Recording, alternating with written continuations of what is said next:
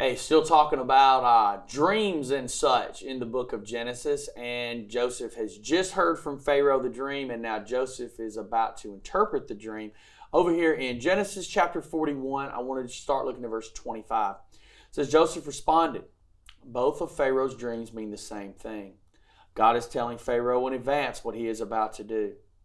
The 7 healthy cows and the 7 healthy heads of grain both represent 7 years of prosperity. The 7 thin, scrawny cows that came up later and the 7 thin heads of grain, withered by the east wind, represent 7 years of famine. This will happen just as I've described it, for God has revealed to Pharaoh in advance what he is about to do. The next 7 years will be a period of great prosperity throughout the land of Egypt.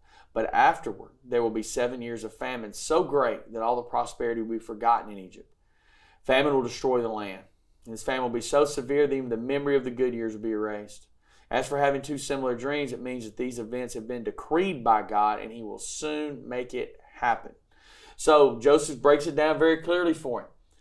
You're going to have 7 good years followed by 7 years of famine. It's going to be rough.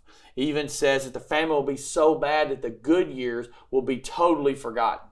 So big problems are a brewing for Pharaoh and the boys. And this is going to be a wide famine. This is going to also, as we'll see later, it's going to not just be contained to Egypt. It's going to cover the entirety of this part of the world. It's going to be a difficult situation. And so Joseph here also sees the confirming hand of God. There's a passage in the book of Deuteronomy, in Deuteronomy chapter 19, that talks about having 2 or 3 witnesses to confirm something. Well, Deuteronomy hadn't even been written yet. This is long before Deuteronomy. But it's interesting to see that God confirmed this in the same way. He didn't just give Pharaoh 1 dream. He gave Pharaoh 2 dreams that had a little bit different context, but could be seen that they were linked. And they both meant the same thing. So what God is doing here is he is showing what is going to happen. He is showing what is coming. And he's talking here, Joseph says this, he says what he is about to do. You see that back up in verse 25.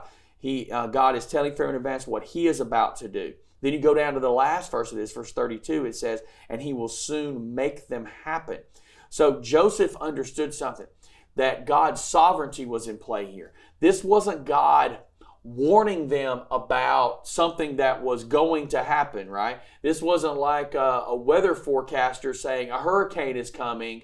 You know, you better put up your hurricane shutters and you better go make sure you got some water to drink.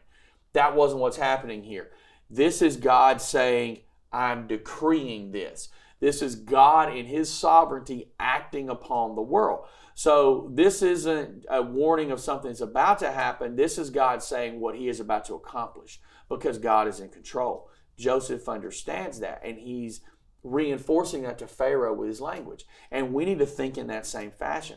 The things that come to pass in this world are not a mystery to God. They're not out of God's control. When we deal with illness, when we deal with natural disasters, when we deal with difficult circumstances, none of that's catching God out of bounds. None of it's catching him by surprise. He knows.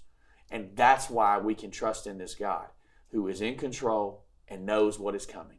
See you soon.